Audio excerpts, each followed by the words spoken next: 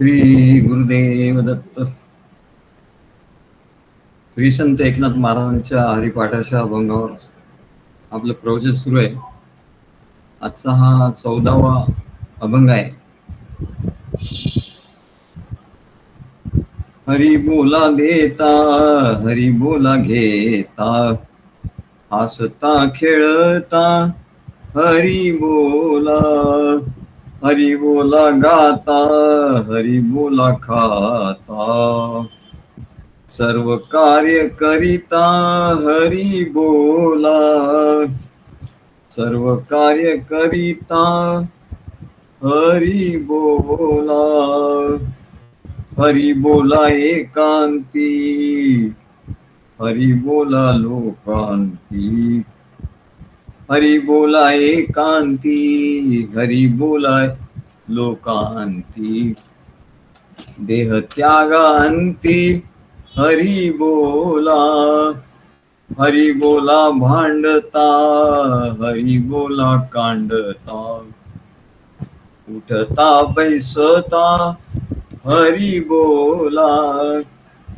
हरी बोला जनी, हरी बोला बीजनी, एका जनार्दनी हरी बोला, एका जनार्दनी हरी बोला.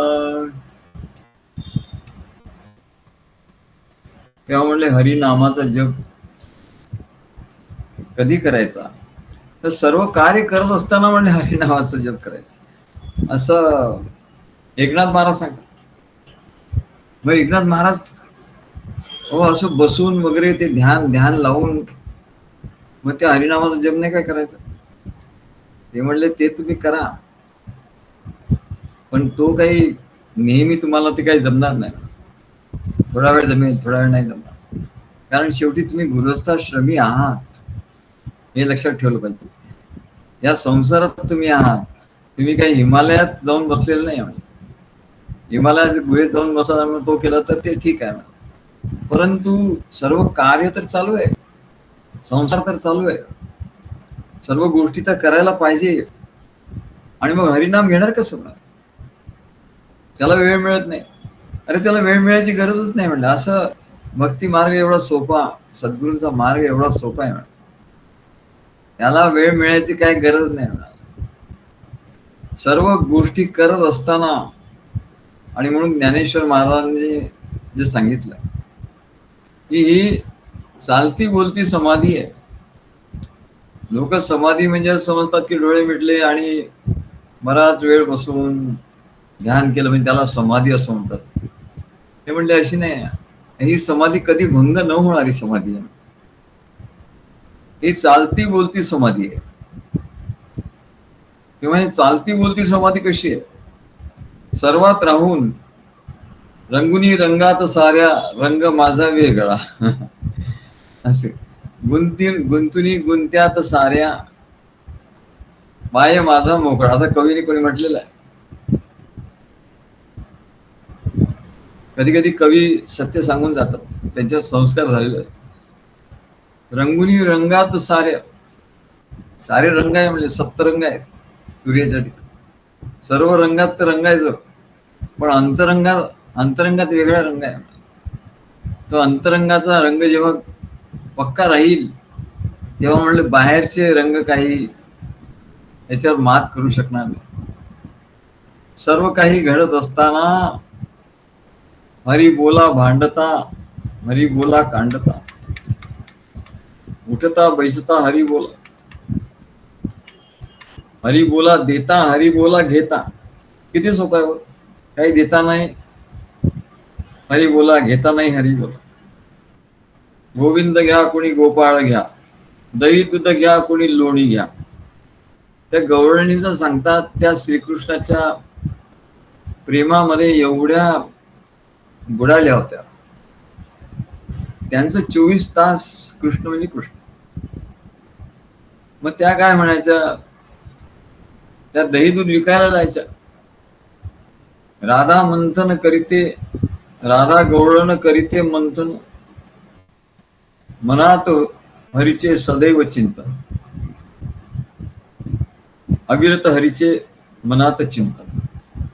ती सकाळी उठल्यापासून लोणी काय दही घुसळायचं, लोणी काढायचं, ते भरून घेऊन सर्व गवळणी मिळून मथुरेला जायचं. या याच्यात सर्व कामं त्या करत होत्या. हरी बोला देता, हरी बोला घेता. हास्य विनोदी त्या करायचे. हसता खेळता हरी. पण हरी त्यांच्या हृदयात एवढा जाऊन बसलेला होता की ते बाहेरचं सगळं करत होत्या, पण त्यांना आत त्या श्रीहरीचा ध्यास लागला होता. हे काही एकदम असं घडत नाही. देता घेताना हरी बोला देता, हरी बोला घेता, हसता खेळता हरी बोला असं जरी म्हटलं तर हे कठीण आहे. हसताना कसं हरी म्हणणार, बोलताना कसं हरी म्हणणार, खेळताना कसं हरी म्हणणार. ते आपण काय काम करतोय ते त्याच्यामध्ये आपलं हे असणार. सर्व कार्य करिता हरी बोला गाता, हरी बोला खाता. सर्व कार्य करिता हरी बोला. हरी बोला एकांतात असेल तरी हरी बोला. हरी बोला लोकांती, लोकांमध्ये सर्व असताना हरी बोला. देह त्यागा अंती हरी बोला. हरी बोला भांडता, आता भांडताना कसं हरी बोलता काय. हरी बोला भांडता, हरी बोला कांडता बोलता येईल. उठता बैसता हरी बोला. हा उठता बसता नाही बोलता येत. हरी बोला जनी, हरी बोला विजनी, एका जनार्दनी हरी बोला. त्यांनी सांगितलं की या संसार तुम्हाला काही असा वेळ काढून देणार नाही. तुम्हाला वेळ मिळणारच नाही म्हणले या संसारामध्ये. असं बसून तुम्हाला काही जप चाललाय असं नाही. थोडा वेळ मिळेल तेवढ्यात तुम्ही करा, जास्त वेळ तर जास्त करा. पण मुख्य म्हणजे काय तर हरी जो आहे तो तुमच्या हृदयात आहे का आधी हे विचार करा. सद्गुरूंची मूर्ती तुमच्या हृदयात आहे का, तर तो जप आपोआप येईल, नाही तर नाही येणार. नाही तर सगळा संसारच येईल बाहेर. आणि जेव्हा सद्गुरू आपल्या ठिकाणी आहेत तर जे जे काही कर्म करतो बाहेर त्या सर्वांमध्ये तो जप आपोआप येणार. तेव्हा हरी कुठे आहे हो, हरी हृदयात आहे. आणि म्हणून हृदय कुठे आहे, हृदय तर हे म्हणाले या स्थूल देहात हृदय नाही. हे हृदय वेगळं जे सर्व रक्त शुद्ध करतं ते हृदय वेगळं. पण इथे हृदय म्हणजे मन बुद्धी चित्त,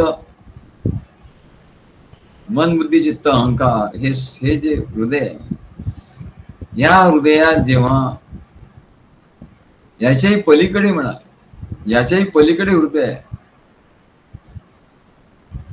या हृदयात नाही, मन बुद्धी चित्त याच्यात तर इथे प्रॅक्टिस झाली, पण त्याच्याही पलीकडे आहे म्हणा.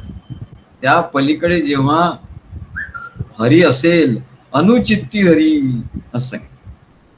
अनुचित्ती म्हणजे मन बुद्धी चित्त अहंकार याच्याही पलीकडे अनुचित्ती, तिथे तो हरी आहे.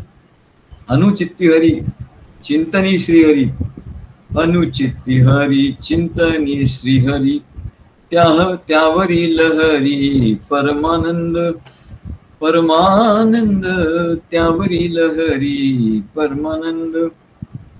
निर्गुणाचे ठाई स्फुरले चैतन्य, तोची हास गुण परमानंद. मन बुद्धी सर्व स्वानंदी बुडाली, जाणीव राहिली परमानंद, परमानंद निज धामानंद. घडो ऐशी भक्ती जेणे अनुचित्ती परमानंद. अनुचित्ती अरे मन बुद्धी चित्त हे हृदय याच्याही पलीकडे म्हणलं अनुचित्ती. त्याचे मागे अनु म्हणजे मागे मागाहून येणारा मन बुद्धी चित्त याच्या मागून तिथे तो हरी आहे. तर त्या हरीकडे जेव्हा तिथे ते सद्गुरूला नेऊन ठेवलं आपण, तिथे सद्गुरूंची स्थापना केली की मग तू जीवनात काही कर म्हणले, काही तू करणारच नाही. हरी बोला देता घेता, हसता खेळता गाता, हरी बोला गाता, हरी बोला खाता, सर्व कार्य करता हरी बोला. हरी बोला एकांती, हरी बोला लोकांती, देह त्यागा अंती हरी बोला. हरी बोला भांडता, हरी बोला कांडता, उठता बैसता हरी बोला. हरी बोला जनी, हरी बोला विजनी, एका जनार्दनी हरी बोला. मग हे असं करत असताना काही तुम्हाला ते जमणार नाही. दोन गोष्टी एकदम मन करू शकत नाही. एक गोष्ट तो करतोय, खातोय, म्हणजे तो दुसरं काही हे करू शकत नाही, किंवा तो चालतोय तर दुसरं काही करू शकत नाही. मनाच्या ठिकाणी एकच विचार असतो एका वेळी, दुसरा असू शकत नाही. मग जर अनुचित्ती हरी असेल तर म्हणाले त्याला इतर गोष्टीचा काही विचारच नाही, त्याचं सर्व आपोआप चालेल म्हणाले. त्याचं जीवन जे आहे ते सर्व आपोआप चालेल. आता मला असं करायचं तसं करायचं असं त्याला काही विचार करावा लागणार, आपोआप थोडा बहुत करेल, पण त्यात तू गुंतून राहणार नाही. आणि म्हणून तो सर्व कार्य करत असताना तो हरी बोलणार असं नाही, तो हरी आपोआपच त्याच्या ठिकाणी स्फुरायला लागलाय. तो मंत्र आपोआपच त्याच्या ठिकाणी स्फुरायला लागलाय. का तर तू कुठे गेलाय, तो या जगात नाही, तेव्हा तो या स्थूल देहात नाही, सूक्ष्म देहात मन बुद्धी चित्त तिथे नाही. कारण देहात जिथे सुषुप्ती आहे, स्वप्न आहे, तिथे नाही. मग तो आहे कुठे, अनुचित्ती, चित्ताच्या मागे जाऊन बसलेला आहे. अनुचित्ती चित्ताच्या मागे तिथे जाऊन बसतो. तिथे जेव्हा परमात्मा कुठे आहे, आत्मा कुठे आहे, म्हणजे चित्त मन बुद्धी चित्त याही पलीकडे. हो, कारण देह, कारण देहाच्याही पलीकडे महाकारण देह. महाकारण देहामध्ये तो आहे, तसा तो महाकारण देहाच्याही पलीकडे, पण त्याचा अनुभव महाकारण देहात येतो, म्हणजे चित्ताच्या पलीकडे अनुचित्ती.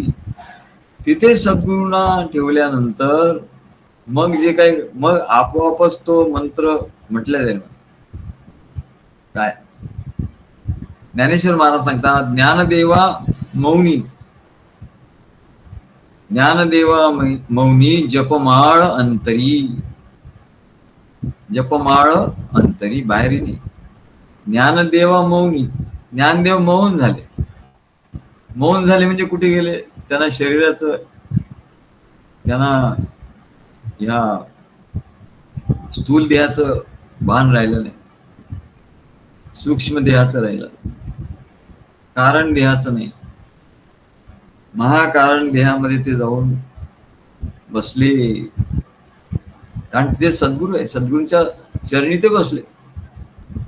किती सोपं आहे, इतर लोकांना कठीण आहे. स्थूल मधून सूक्ष्म, सूक्ष्म मधून कारण, कारण मधून महाकारण देहाला जायला सगळ्यांना कठीण आहे. पण सद्गुरूंच्या भक्ताला किती सोपं आहे. त्याला तर नेहमीची सवय आहे सद्गुरूच्या चरणी जाऊन बसायची. मग सद्गुरू जिथे असेल तिथे चरणावर जाऊन मस्तक ठेवून तिथे बसायचं, ते काय म्हणतात ते ऐकायचं. तसं त्याला अशी सवय झाल्यामुळे तो बघतो सद्गुरू कुठे आहे, स्थूल देहात नाही आपल्या. मग शोधतो मन बुद्धी चित्त, अरे इथे नाही. मग कुठे गेले, मग कारण देहात, स्वप्नात पण नाही. आधी स्वप्नात येत होते, आता स्वप्नातही येत नाही. मग स्वप्नाच्या पलीकडे गेले असणार ते. मग ते कुठे गेले, आणखी तो आत जातो अनुचित्ती, तेव्हा त्याला सद्गुरू तिथे दिसतात. मग तो विचारत नाही हा कुठला देह आहे, तो महाकारण देहच असतो. आणि तिथे तो सद्गुरूंच्या चरणी बसतो. आणि तिथे बसला की म्हणले त्याचं जो जप सुरू होतो, जप आपोआप सुरू होतो, म्हणजे तिथे काय करावं लागत नाही. ज्ञानदेवा मौनी, तिथे तो मौन होतो. संसाराच्या बद्दल सगळं त्याचं जात, संसाराच्या बद्दल काही विचार राहत, समोर फक्त सद्गुरू आहे. संसाराच्या बद्दल काही एक विचार त्याच्या ठिकाणी राहत नाही. याला मौन अशी अवस्था म्हणतात, याला खरं मौन असं म्हणतात. नाही तर नुसतं काही बोलत नाही म्हणजे मौन आहे असं. तिथे गेल्यानंतर त्याला स्थूल देह काय, सूक्ष्म देह काय, मन बुद्धी चित्त काय, आणि झोप काय, कारण देह, स्वप्न काय, याच्याही पलीकडे तो गेला. तिथे सद्गुरू आहे. सद्गुरूंच्या चरणी बसला आणि मंत्र आपोआप सुरू होतो म्हणा. ज्ञानदेवा मौनी जपमाळ अंतरी. मग अंतरामध्ये ते जपमाळ आहेच म्हणा. आणि ती जपमाळ कोणी धरलेली आहे? श्रीहरीने धरलेली आहे. तुला धरण्याची गरजच नाही म्हणाली. तू तिथे जाऊन बसायचं. श्रीहरी सारखा जप करतोय तुझ्यासाठी. तो श्रीहरी जप करतोय आणि तू फक्त ऐक म्हणा. तुला जप करण्याची गरज नाही, तिथे करण्याची गरज नाही, तुला ऐकण्याचं आहे. ज्ञानदेवा मौनी जपमाळ अंतरी धरोनी श्रीहरी. श्रीहरीने धरलेली आहे ती माळ. जपे सदा. आणि तो श्रीहरी तो जपतोय. आपल्याला जपण्याची गरज नाही. काय तुम्ही जप करता का? मला आम्ही काय करत नाही बाबा जप. कोण करणार जप? काय आणि करायचं म्हटलं तर मग जबरदस्ती आहे. पण तिथे तो जप ऐकायचं म्हटलं काय? ऐकायचं म्हटलं तर बस आपण जाऊन सद्गुरूच्या चरणी बसायचं. म्हणजे तो महाकारण देहात आपोआपच गेला. कसं जायचो? अरे एवढं सोपं आहे म्हणले. भक्ती मार्ग म्हणून तर एवढा सोपा आहे, एवढा सुंदर आहे म्हणा. ते सोडून तो ध्यानात बसतो आणि तो जातो. महाकारण देहात राहायला पुढे स्थूल देहातच तो स्वप्न बघायला लागतो. संसाराची स्वप्न. इकडे डोळे मिटतो तिकडे संसार सुरू. बाहेरचा संसार जो आहे तो आज सुरू होतो. तो काय जाणार? सूक्ष्मदेह काय स्थूल सूक्ष्म कारण देह आणि पुढे तो नाही जाऊ शकत. तिथे सद्गुरू त्याला हात धरून घेऊन जातील तर तो जाऊ शकतो, नाही तर नाही जाऊ शकतो. म्हणून मोठं मोठं ज्ञान लिहिलेलं आहे, पण कोणाला त्याचा अनुभव येत नाही. कोणाला त्याचा अनुभव काय येत नाही? तर सद्गुरू नाही म्हणून सोपं आहे म्हणा. सद्गुरू जिथे आहे तिथे तो जातो. तिथे त्यांना शोधायला जातो आणि तो शोधता शोधता पुढे जाऊन पोचतो महाकारण देहामध्ये. मोठं मोठं ज्ञान आहे म्हणा, पण त्याचा अनुभव सद्गुरूंच्याकडे सोपा होतोय. आणि मग तिथे जाऊन तो बसला की बाहेर देहानी जो व्यवहार चालतो हरी, तो हरी तिकडे बोलतोय. बोलायची गरजच नाही. हरी तिकडे बोलतोय आणि इकडे बाहेरचा व्यवहार सुरू आहे. म्हणून त्या गवळणी म्हणायच्या काय, त्या मथुरेला सगळं दूध दही तूप सगळं घेऊन जायचं आणि त्या विसरल्या. दूध म्हणायचं, तूप म्हणायचं, दही म्हणायचं. दूध घ्या, दही घ्या, तूप घ्या, तर त्या म्हणायचं गोविंद घ्या कुणी गोपाळ घ्या. गोविंद घ्या कुणी गोपाळ घ्या. कारण त्या तेवढ्या त्या आपल्या हृदयातल्या गोविंदाला, गोपाळाला तिथे बघत होत्या. आणि त्याच्यामुळे त्यांच्या मुखातून काय निघायचं? गोविंद घ्या कोणी गोपाळ घ्या. आणि मग कोणी म्हणलं हे काय म्हणताय तुम्ही? नाही हा दही दूध घ्या कोणी लोणी घ्या. कोणी दही दूध घ्या कोणी लोणी घ्या असा. हो का? तेव्हा म्हणाले, इथे एकनाथ महाराज म्हणतात, त्यांच्या म्हणण्याचा अर्थ खूप सखोल आहे. आधी तुम्हाला हा होणार नाही, अर्थ कळणार नाही. म्हणून तुम्ही सगळं देताना घेताना जाताना येताना तुम्ही हरी बोला. काय तुम्ही नामस्मरण करा. पण म्हणले खरं काय आहे? खरं नामस्मरण कसं आहे? खरं नामस्मरण असं आहे, तिथे सद्गुरूंचा ध्यास लागला तुम्हाला, श्रीकृष्णाचा ध्यास लागला. ध्यास लागल्याशिवाय तुमचा जीव काही अर्थ नाही. नाही अर्थ आहे, असं करता करताच ध्यास लागेल. किती काळ लागेल सांगता येत. पण तू सद्गुरूंचा ध्यास लागला की पटकन तो मंत्र तिथे सुरू होईल. तशी अवस्था तुम्हाला प्राप्त होईल. आणि म्हणून सांगतात हा याचा उद्देश आहे. म्हणून आमचे महाराज सांगतात शरीर मन आणि वाचा.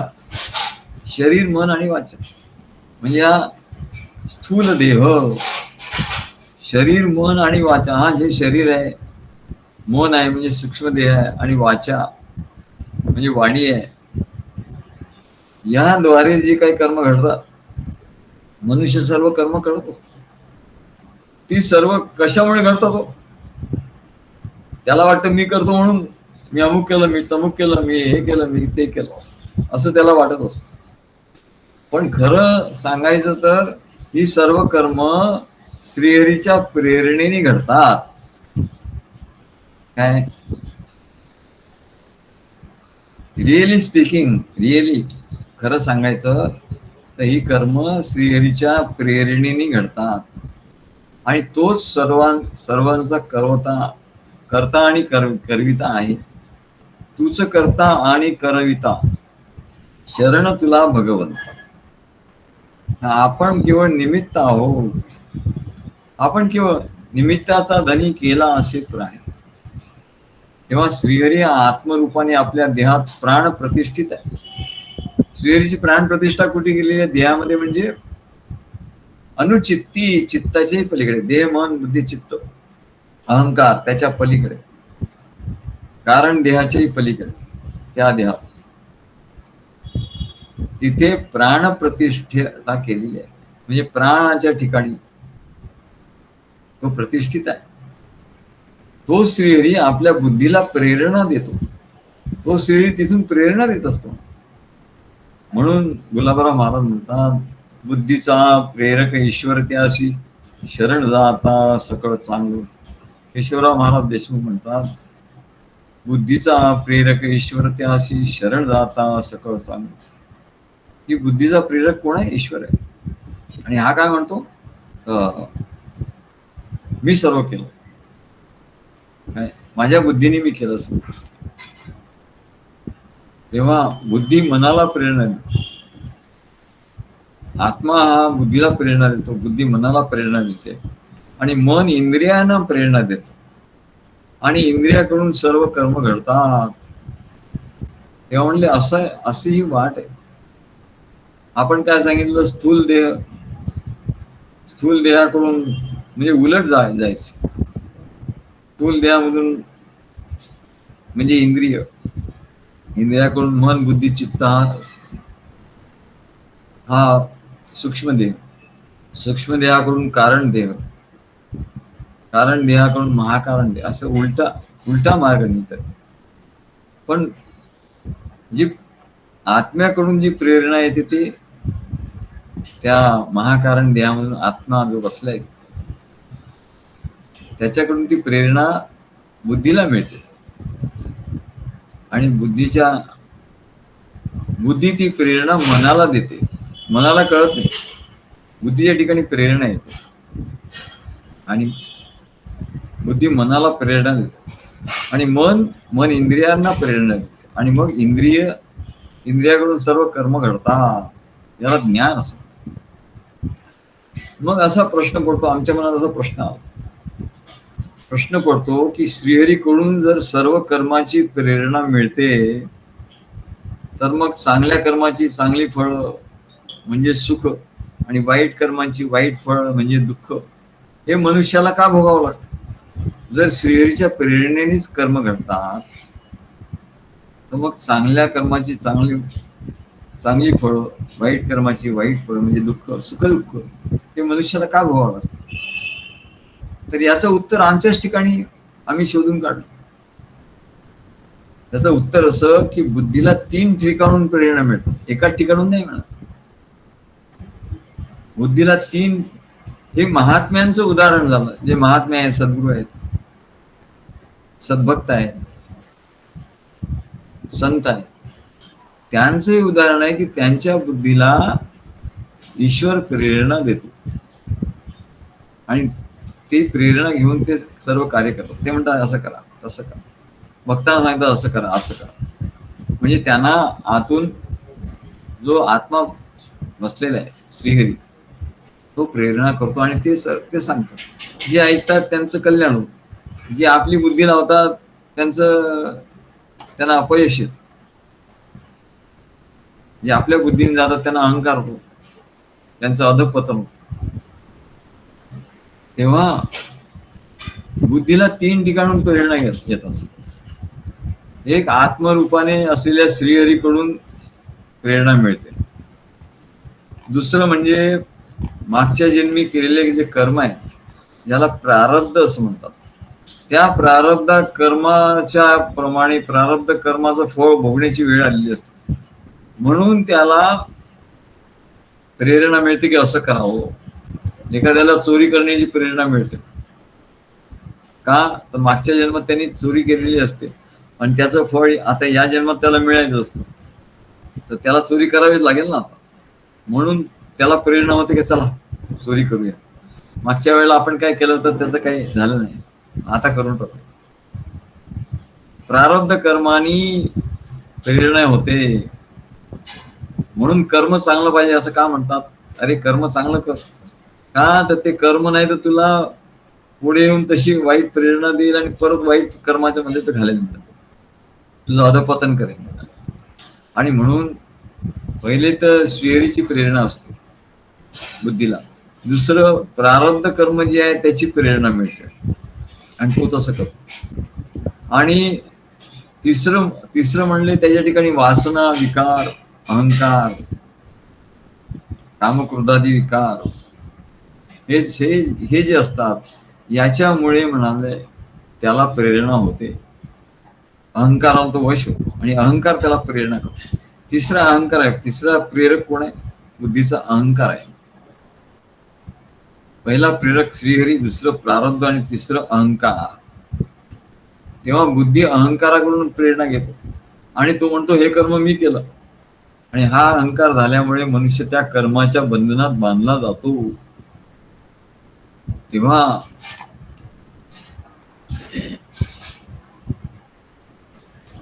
श्रीहरीकडून जर म्हणले प्रेरणा झाली बुद्धीला, तर काय होईल, श्रीहरीच्या ते कर्म श्रीहरीच्या इच्छेने घडलं असेल. श्रीहरीने प्रेरणा दिली, कर्म घडलं, त्याच्यामुळे त्याचं फळच तयार होणार नाही. फळ ते निर्फळ, त्याचं फळ तयार होणार नाही आणि त्याच्यामुळे काही भोगावं लागणार नाही, कारण ते श्रीहरीच्या इच्छेने घडलेलं आहे. दुसरं प्रारब्धा करून प्रेरणा मिळते. तेव्हा तो भक्त असेल तर प्रारब्ध आहे, प्रारब्धाने काहीतरी दुःख येतं. तो भक्त असेल तरी दुःख येतं, तो भक्त नसेल तरी दुःख येतं. पण भक्त असेल तर त्याला काय, त्याचा हे त्याचा लाभ काय आहे, तर त्याच्या प्रारब्धाचा नाश हरिकृपेने ते प्रारब्ध जळतं. तो जप करत असेल, तो हवन करत असेल, सद्गुरूंची भक्ती करत असेल, तो प्रवचन ऐकत असेल, तर त्याचं प्रारब्ध विषम प्रारब्ध आलं, विषम प्रारब्ध आलं, पण त्याचा नाश झाला लगेच. हरिकृपे त्याचा एका जनार्दनी भोग प्रारब्धाचा हरिकृपे त्याचा नाश आहे. तो भक्त असेल तर हरिकृपाने त्याचा नाश होईल त्या प्रारब्धाचा. प्रारब्धाने प्रेरणा झाली, परंतु तो असं करणार नाही आणि त्याच्या प्रारब्धाचा नाश होईल. आणि वासना विकारांनी युक्त होऊन तो अहंकाराला वश झाला, अहंकाराकडून प्रेरणा झाली आणि मी हे केलेलं आहे असं म्हटलं, तर तो कर्माच्या बंधनात बांधला जातो आणि त्याला त्या कर्माचं बंधन होतं, कर्माचं फळ भोगावं लागतं. तो कर्म घेतो ना आपल्या हातात, हे मी केलं, हे मी केलं तर घे. तेव्हा जो भक्त असतो त्याची अवस्था कशी आहे, भक्त असतो त्याची अवस्था कशी. भक्त काय म्हणतो, आपल्याला श्रीहरीशिवाय निराळे अस्तित्वच नाही. आपल्याला श्रीहरीशिवाय निराळे अस्तित्व नाही. श्रीहरीचा खेळ म्हणून चालू असलेली जी सृष्टी आहे, सृष्टी म्हणजे हा श्रीहरीचा खेळ आहे म्हणा. ही सृष्टी आहे, हा श्रीहरीचा खेळ आहे, तुझा नाही. आणि या सृष्टीचे आपण एक घटक आहोत. ही सृष्टी हा एक श्रीहरीचा खेळ आहे आणि या सृष्टीचा आपण एक घटक आहोत. आपलं जीवन हाही श्रीहरीचा खेळच आहे. मग श्रीहरीचा जर खेळ आहे हा सृष्टी, मग आपलं जीवन हाही स्त्रीचा खेळच आहे, कारण आपण घटक आहोत. आपण काही त्याच्यापासून वेगळे थोडी आहोत. पण हे मनुष्य विसरतो की या स्त्रीचा खेळातले आपण आहोत, आणि म्हणून सगळा घोटाळा होतो. सगळा घोटाळा याच्यासाठीच होतो. आणि म्हणून या गोष्टीची सदैव जाणीव राहिली पाहिजे की अरे स्त्रीचा खेळ आहे हा, आणि त्याचे आपण घटक आहोत, आणि त्याची जाणीव आपल्याला, म्हणून आपल्या जीवन हा देखील श्रीहरीचा खेळच आहे अशी जाणीव राहिली पाहिजे. म्हणून श्रीहरीच्या अखंड ध्यासाची जरुरी आहे. म्हणून श्रीहरीचा अखंड असे जाणीव राहणार नाही राहत. म्हणून श्रीहरीचा अखंड ध्यास पाहिजे, आणि हा ध्यास श्रीहरीच्या प्रेमामुळेच लागेल. श्रीहरीच्या प्रेमाशिवाय हा ध्यास लागणार.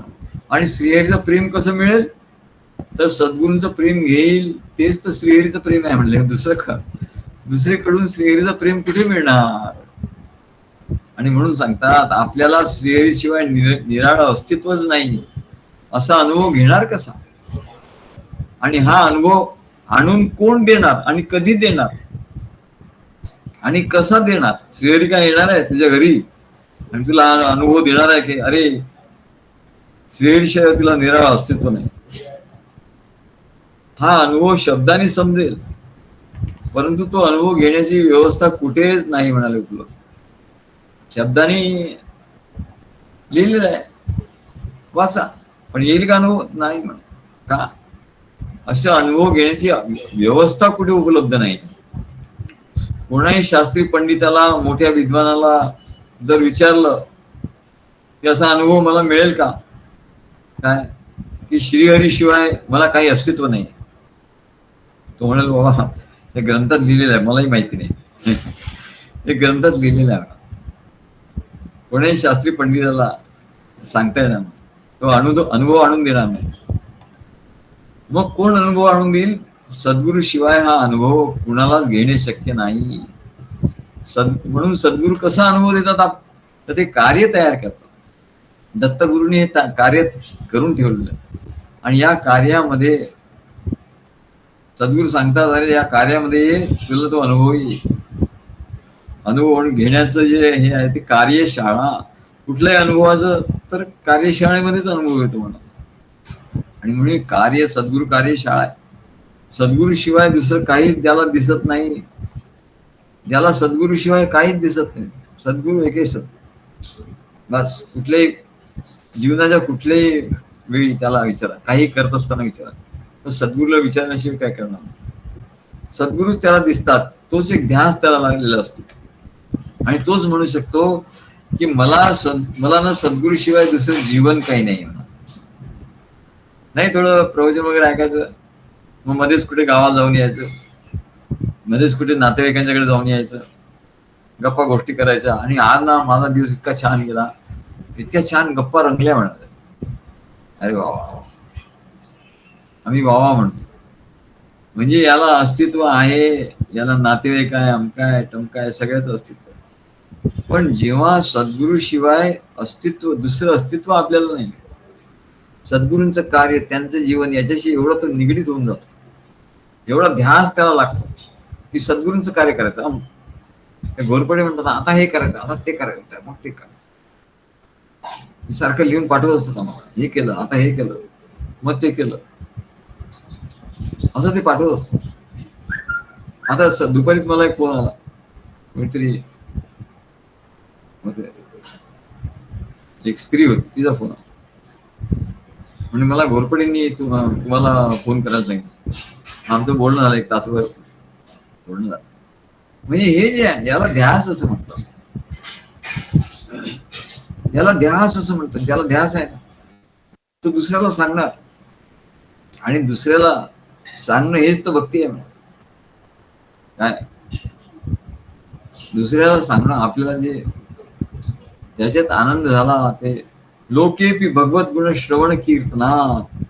लोकांच्या मध्ये भगवंताच्या गुणांचं, सद्गुरूंच्या गुणांचं, कार्याचं वर्णन करणे याला भक्ती असं म्हणतात. मग आपल्याकडून भक्ती घडते की नाही घडते हे कसं ओळखायचं, तर आपल्याकडून लोकांना सांगणं घडतं का, आणि त्याच्याप्रमाणे लोक येतात का, तर आपली भक्ती घडते. आपल्याकडनं लोकांना सांगणं होत नसेल आणि लोक आपल्या भक्ती मार्गात येत नसतील, तर म्हणले भक्ती काहीतरी चुकताय ना, भक्ती आपली घडत नाही. बरोबर. आपण जे भक्ती सूत्र आहे, लोके बी भगवत गुण श्रवण कीर्तना, ते बरोबर करत नाहीये. म्हणून गोरपुडे म्हणाले की मी सगळ्यांना सांगितलं की प्रत्येकाने महिन्याला एका व्यक्तीला तरी आणायचं. म्हटलं चांगली आहे तुमची आयडिया, चांगली आहे. म्हणले कोणाला तरी आणायचं. म्हणजे असं जर प्रत्येकाने केलं, बरे महिन्यात एक व्यक्ती सहज येऊ शकतो, का नाही येऊ शकणार. आजच सकाळी आम्हाला कोणाचा काल का परवा फोन आला, आम्ही त्याला सांगितलं, फोनवर तो विषय वेगळाच होता. आम्ही त्याला सांगितलं असं असं आहे, असं आम्ही एक कार्य करतो असं दत्त बोलतो, आणि म्हटलं असं दीक्षा घ्यावी लागते असं म्हटलं. तर मग बरं मी घेईन म्हणाले, नंतर मी तुम्हाला सांगतो. म्हटलं नंतर घेईन तर नाही, आता आहे. यायचं आहे का तुम्हाला, बघा रविवारी आहे, इथपर्यंत सांगावं लागतं, तेव्हा तो तयार झाला. हो नाही मग नंतर घेतली चालणार नाही का. म्हटलं नंतर म्हणजे अंतर पडेल, मग कधी होणार आम्हाला काय माहिती, आम्हालाही माहिती नाही, तुम्हाला नाही. काय कल करे सो आज कर, आज करे सो अब, पल भर में प्रलय हो जाएगा, तब बहुरी करेगा कब, असं म्हणतात कबीर यांनी असं सांगितलं. तेव्हा म्हणले अरे का उद्या करायचं ते काम आज कर बाबा, आजचं काम उद्यावर टाकू नको. नाही मग उद्या करू, जो असं म्हणतो उद्या करू तो काही करू शकत नाही आपल्या जीवनामध्ये. तेव्हा ते सांगतात अरे तुम्ही महिन्याला एकाला तरी घेऊन या, आणि सांगायला काय होतं, लोकांना सांगायचं आपण आपल्याला अनुभव आला. आणि याला भक्ती म्हणतात. तुला असं वाटतं लोकांना लाज वाटते, मग लोकांना कसं सांगायचं हे करायचं, अरे लाज काय वाटायची, यालाच तर भक्ती म्हणतात. लोकेपी भगवत गुण श्रवण कीर्तनात. आता तुम्हाला कीर्तन नाही करता येत प्रत्यक्ष, पण लोकांना सांगणं हेच तर कीर्तन आहे म्हणाले. लोकांना समजावून सांगणं, त्यांना आपल्यामध्ये घेणं, हे कौशल्य आहे. कौशल्य भक्ताला जमलं पाहिजे. नाही जमत म्हणजे ते भक्तीत कुठेतरी कमी पडतो हे निश्चित. लोकेपी भगवत गुण श्रवण कीर्तनात. तेव्हा सद्गुरूंच्या शिवाय आपलं दुसरं जीवन नाही, आपल्याला दुसरं अस्तित्व नाही, हे त्याला कळून येतो. जेव्हा त्याला कळून येतं की सद्गुरूशिवाय काही नाही,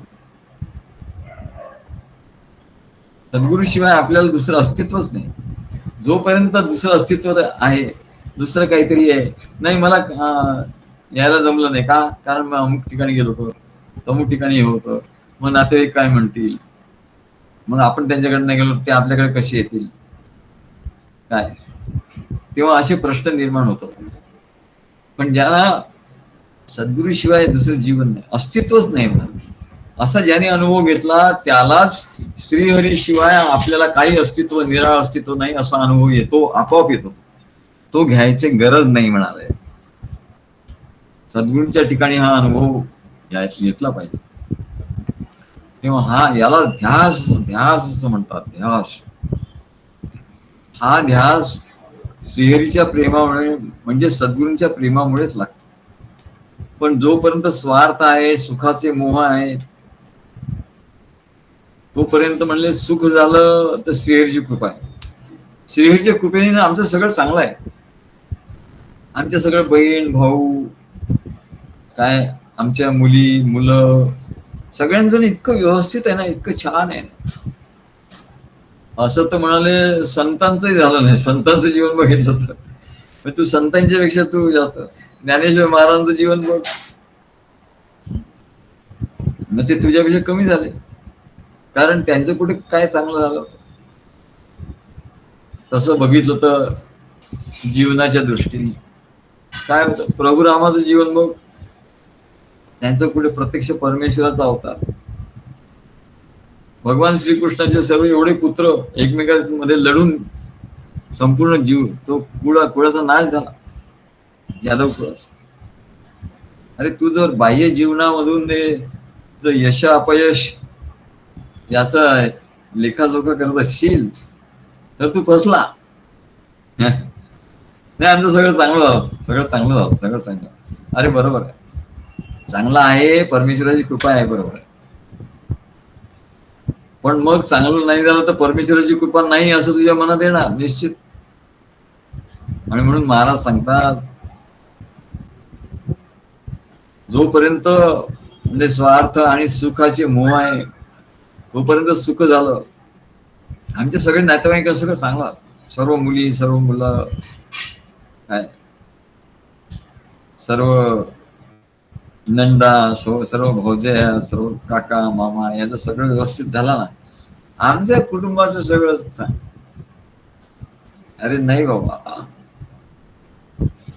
याला स्वार्थ आणि सुखाचा मोह असं म्हणतात. जोपर्यंत सुख झालं तोपर्यंत श्रीहरीची कृपा आहे असं तो म्हणत राहतो. या जाणीवेने श्रीहरीचं स्मरणही करतो, त्याच्याबद्दल प्रेमही वाटतं त्याला. परंतु जेव्हा देहावर मनावर आघात करणाऱ्या गोष्टी घडतात आणि त्या काही श्रीहरी थोडी करतो, ते तर प्रारब्धाने घडतो. प्रारब्धाचा भोगची आला, प्रारब्धाचा भोग तर येतोच ना. भक्ती निष्ठे दूरची झाला देई अनुभवाला, असा अनुभव भक्ताला येतो. परंतु जो भक्त नाही किंवा ज्याची भक्ती कमी पडते त्याला जर असं काही झालं तर तो काय म्हणतो, त्याचं प्रेम वगैरे जातो कुठल्या कुठे, त्याला श्रीहरीचाही राग येतो आणि श्रीहरी निष्ठुर आहे असं म्हणतो. परमेश्वर कुठे आहे मग? जर परमेश्वर आहे तर मग आम्हाला दुःख कसं देत होतो, अशी भाषा त्याची सुरू होते. मग सद्गुरू आहे आणि सद्गुरू एवढे रागवतात का आमच्यावर? मग सद्गुरू आहे तर मग आमचं जीवन असं का नाही होत? असं जेव्हा त्या प्रारब्धाचा भोग येतो तेव्हा त्याला राग येतो. तेव्हा सद्गुरू सांगतात की हे शुद्ध प्रेमाचं लक्षण नाही म्हणाले. तुकाराम महाराजांच्यावर किती प्रसंग आले म्हणले, पण त्याने कधी विठ्ठलाला सोडलं नाही.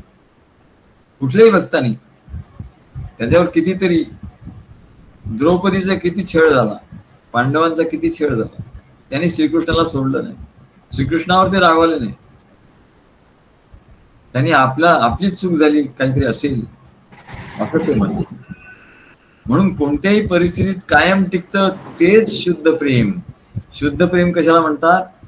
सगळं चांगलं चांगलं झालं की वा वा, आणि काही थोडस गडबड झाली की गेलं सगळं. मग सगळं सर्व परिस्थितीत कायम टिकतं तेच शुद्ध प्रेम. त्या प्रेमाला सुखदुःखाची, लाभालाभाची, यशापयशाची, स्तुती निंदेची काही पर्वा नाही. गेलं उडत. ते सुख आहे की दुःख आहे त्याला त्याची पर्वा नाही. तो लाभ आहे का अलाभ आहे, लाभ आहे का हानी आहे, यश आहे का अपयश आहे, स्तुती आहे का निंदा आहे, कशाची पर्वा नाही. बस सद्गुरूंच्यावर आपलं प्रेम आहे आणि त्यांचं आपल्यावर आहे. आम्ही कुठल्या नातेवाईकांची पर्वा केली नाही, सद्गुरू आपल्या. बस कुठल्या नातेवाईकांची पर्वा केली नाही आणि कुठल्या कोणाची पर्वा केली.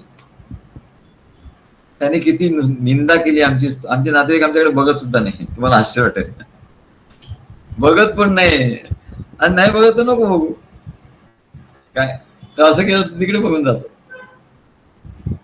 आता आम्ही नागपूरला जातो तेव्हा फक्त आमचे पाध्ये आहेत, तेच फक्त आमची ती बहीण आणि आमची दुसरी बहीण आहे. बाकी सगळे लोक म्हणले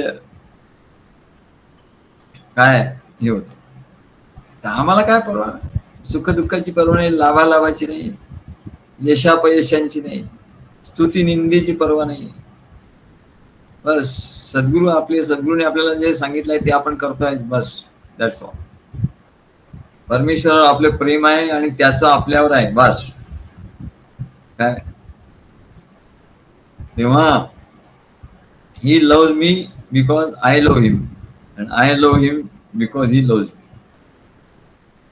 बस एवढंच राहतं. हे live in relationship. I live in his heart and he lives in my heart. This is real live in relationship. असं आम्ही म्हटलं. त्याचं आपल्यावर प्रेम आहे म्हणून तो आपल्याला खेळवत आहे. अरे सांगितलं हे जीवन म्हणजे खेळ आहे. आता सांगितलं जीवन हा खेळ आहे आणि खेळात तुझंच नेहमी 100 धावा निघतील आणि बाकीचे फटाफट आउट होतील असं नाही. तू कधी 100 धावाही काढशील, 200 काढशील आणि एक पहिल्या बॉललाही आउट होशील. सचिन तेंडुलकरचं असंच व्हायचं, म्हणजे तो काही परवा करतो. तो पहिल्या बॉलला आउट झाला किंवा काही रन न करता आउट झाला किंवा त्यांनी 200-300 धावा काढल्या तरी त्याला त्याचं काही वाटत नव्हतं. का? त्याला माहिती होत, त्याला त्याची शक्ती माहिती होती, त्याच्या याच्यावर त्याचं हे होत काय, त्याची कुवत काय आहे त्याला माहिती होत, त्याचा गुण काय त्याला माहिती होत. आणि म्हणून कोणी काय म्हणलं, कोणी काय म्हणलं, त्याला काही परवा नाही म्हणा. तसं परमेश्वराचं आपल्यावर प्रेम आहे, आपलं परमेश्वरावर प्रेम आहे. तर बाकीचे म्हणले गेले उडत सगळे. तो सगळा परमेश्वर खेळवतोय आपल्याला. आपल्या जीवनात वारंवार निर्माण होणारे हेलकावे निर्माण होतात. हा त्याचा विनोद आहे असं महाराज सांगतात. अरे हा त्याचा विनोद आहे म्हणा. श्रीहरीचा हा विनोदची झाला. आपण कोणाला काहीतरी थट्टामस्करी करतो, मित्र असतात ते थट्टामस्करी करतात म्हणून कोणी रागावत नाही, तर तोही त्याची थट्टामस्करी करतो. तेव्हा तसं म्हणले सद्गुरू आहे, त्यांच्या कार्यातही सद्गुरूही थट्टा विनोद करतात, मस्करी करतात, काय म्हणतात, काही लेखी बोले सुने लागे वचन बोलतात तर लेखीला डायरेक्ट असं आहे, तू असंच नाही कर, तू असंच केलं, पण सुनेला आपोआप ते लागू होत. तसं म्हणले हा विनोद आहे ना. समजूत पटली, अशी त्याची समजूत पटली पाहिजे की हा खेळ आहे. तसंच हा खेळ आहे, संसाराचा खेळ, त्याच्यात अशी समजूत पटणार नाही म्हणाले. म्हणून आधी प्रॅक्टिस कुठे करावी लागते, नेट प्रॅक्टिस जसं करतात तसं म्हणलं सद्गुरूंच्या कार्यात नेट प्रॅक्टिस होऊ द्या. कुणी काही लोक तुम्हाला म्हणतील हा बरोबर नाही, अमक नाही, टमक नाही, तुला त्यांचा राग कितपत येतो का आपल्याला त्याचा राग की नाही येत. परंतु राग येत नाही ही गोष्ट, परंतु आपल्यात काहीतरी कमतरता ती आपण भरून काढली पाहिजे असं तुला वाटतं का? याला खेळ असं म्हणतात. त्याला राग येत नाही तर त्याचं सद्गुरूंच्यावरचं प्रेम अधिकाधिक वाढत जातं आणि जीवन जास्तीत जास्त आनंदमय बनतं. अशी प्रॅक्टिस सद्गुरूंच्या कार्यातच करता येते. आणि सद्गुरूंच्या कार्यात ही प्रॅक्टिस झाली की मग तू खुशाल जा म्हणा. मग तू नागपूरला जा, काय होणार नाही, सगळ्या तू आनंदात राहशील.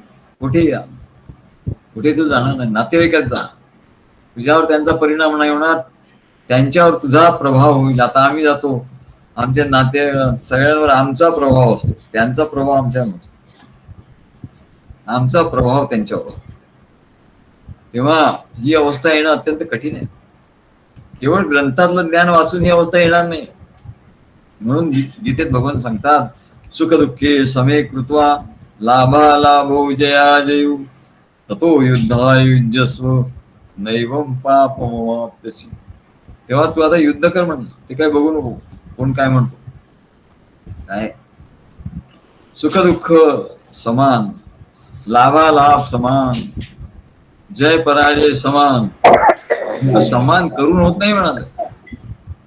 तो समान करून होत नाही, तर तो श्रीकृष्णाच्या प्रेमाने आणि त्याच्या ज्ञानाने, ते ज्ञान आणि प्रेम श्रीकृष्णाचं असल्यामुळे, सगळ्या परिस्थितीत तिथे कृष्ण असल्यामुळे त्याला हे ते आपोआप सम झालं.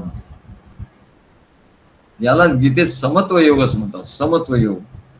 सम कसं होईल, बॅलन्स कसं होईल, तर मध्ये सद्गुरू श्रीहरी श्रीकृष्ण जेव्हा मध्ये असतील तेव्हा सगळं सम होऊन जाईल, सगळं विषमाचं सम होईल.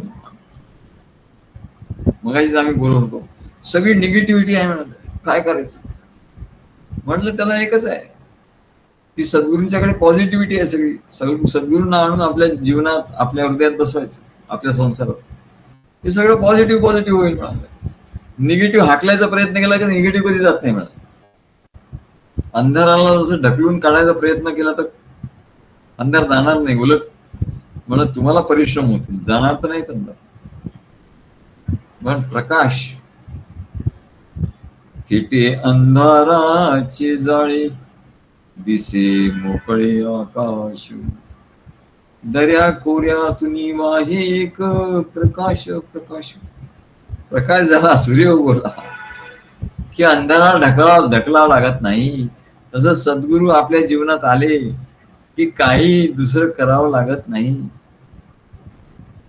काही निगेटिव्ह, जे काही निगेटिव्ह होतं ते सगळं निघून जातं म्हणाले आपोआप. पण त्यांचा ध्यास लागला पाहिजे. म्हणून ही अवस्था समत्व योग सद्गुरूंच्या कार्यात दीर्घकाळ राहिले असता प्राप्त होतो. सद्गुरू कार्यातही विविध प्रकृतीचे स्वभावाचे भक्त असतात, विविध प्रसंग घडत असतात. काही प्रसंग घटना आपल्याला प्रिय होतात. लोक म्हणलं वा वा चांगला आहे तुमचं, फार फार छान झालं, फार हे झालं, तर आपल्याला बरं वाटतं. काही लोकांनी सांगितलं नाही नाही हे कसं काय, हे बरोबर नाही, हे काय बरोबर बोलले नाही, हे काय बरोबर केलं नाही. मनाला उद्विग्नता येते, दुःख होतं. कधी कधी तर सद्गुरू सांगतात अरे बरोबर नाही, तू वाटतं ते बरोबर नाही, तू हे करतो ते बरोबर नाही, हे असं करायला पाहिजे. त्यात त्यांनी दुःख होतं, त्यांनी सद्गुरूंचा राग येण्याचे संभव असतो. असे झालेलं आहे ना. एवढं आम्ही प्रेम केलं, सगळं झालं, एवढं सांभाळलं, पण नुसतं एक शब्द बोलल्याबरोबर मनुष्य निघून गेला, असंही झालेलं आहे. काय तेव्हा हे त्याला कळलं नाही, त्या स्त्रीचा खेळ आहे आणि म्हणून त्याच्यावर तो परिणाम, त्याचा बॅलन्स गेला म्हणा. म्हणून अशा वेळी मन, लाभ हानी, मान अपमान, यश अपयश सद्गुरू कार्यातही येतात. मग ही कार्यशाळा आहे म्हटलं. निंदा स्तुती इथेही होते, पण अशा वेळी तिथे जर सद्गुरू असतो, सद्गुरूचं अधिष्ठान आपल्या ठिकाणी असेल, सद्गुरूंचं प्रेम असेल, तर या सद्गुरूंना मन अशा वेळी त्या सद्गुरू प्रेमाने सम करीत राहतो. कोणतंही जाऊ दे, सद्गुरू आपल्या ना ते आपल्यावर प्रेम करतात ना, आणि ते आता बोलले असतील पण त्यांचं आपल्यावर प्रेम आहे असं तू म्हण. असा अभ्यास सद्गुरू कार्यात घडत असतो आणि या अभ्यासाने सद्गुरूंवरचं प्रेम अखंड राहत असतो. कोणी काही म्हणो यासाठी बळकट प्रेम असावे गाठी. कोणी काही म्हणेल, काही म्हणतील लोक, लोकांच्या म्हणण्याच्या याने गेलं की गेले म्हणले, तुम्ही त्या मायेत गेला. सद्गुरू काय म्हणतात हे महत्वाचं. कोणी काही म्हणो यासाठी बळकट प्रेम असावे गाठी. बळकट प्रेम गाठला असा. निंदा स्तुतीला लावून काठी, निंदा स्तुतीला लावून काठी, मी तुहरा रे अपुलासा दत्त करारे, भावधरा रे अपुलासा दत्त करारे. निंदा स्तुतीला लावून काठी, निंदा स्तुती जाऊ दे आणि मी तू, त्याने असं केलं, मी असं केलं, असं हे सर्व मी तू जे आहे म्हणा, मी तू पण हे लयाला गेलं पाहिजे. मी तुहरा रे अपुलासा दत्त करारे, भावधरा रे अपुलासा दत्त करारे. आणि म्हणून एकनाथ महाराज सांगतात, हरी बोला देता, हरी बोला घेता, हसता खेळता हरी बोला. हरीचा एवढा ध्यास लागला पाहिजे, सद्गुरूंचा एवढा ध्यास लागला की सगळ्या याच्यात सद्गुरू, तर म्हणले मन सम राहील, नाही तर विषम व्हायला वेळ नाही लागणार. हरी बोला देता, हरी बोला घेता, हसता खेळता हरी बोला, हरी बोला गाता, हरी बोला खाता, सर्व कार्य करिता हरी बोला. हरी बोला एकांती, हरी बोला लोकांती, देह त्यागांती हरी बोला. म्हणजे हरी बोला म्हणजे अरे तुमचा ध्यास पाहिजे. सद्गुरू सर्व गोष्टी करत असताना त्या सद्गुरूंचा ध्यास पाहिजे. आता सद्गुरूंनी मला हे सांगितलं, हे सद्गुरूंच्या साठी करायचं. कुठली गोष्ट संसारातली असो, भक्ती मार्गातली असो, ऑफिस मधली असो, नातेवाईकांच्याकडे असो, काय असो, सद्गुरूंच्या साठी आपण करतोय. आणि सद्गुरूंनी सांगितलं त्याप्रमाणे आपण करतोय. हे जेव्हा त्याच्या ठिकाणी राहील तेव्हा त्याला काय म्हणतात, हरी बोला भांडता, हरी बोला कांडता, उठता बैसता हरी बोला, हरी बोला जनी, हरी बोला विजनी, एका जनार्दनी हरी बोला. तेव्हा एका जनार्दनी हरी बोला असं एकनाथ महाराज सांगतायत. तेव्हा इथे आपण थांबूया आणि पुढचं लोकांचा पुढचा भाग तर थोडासा मला वाटते तो आपण बघूया. श्री गुरुदेव दत्त.